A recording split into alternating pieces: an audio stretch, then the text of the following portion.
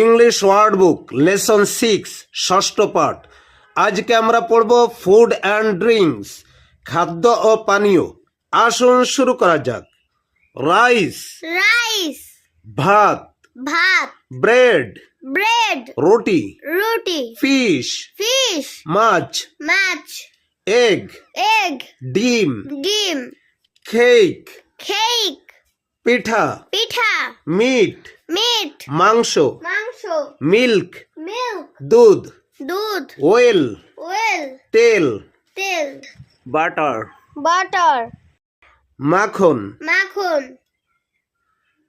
cheese, cheese, পনির, পনির, card, card, দই বা দধি, দই বা দধি, হানি, হানি, মধু, মধু, সুগার, সুগার, চিনি, চিনি, সল্ট, সল্ট, লবণ, লবণ, টি, টি, চা, ওয়াটার, ওয়াটার, পানি, পানি,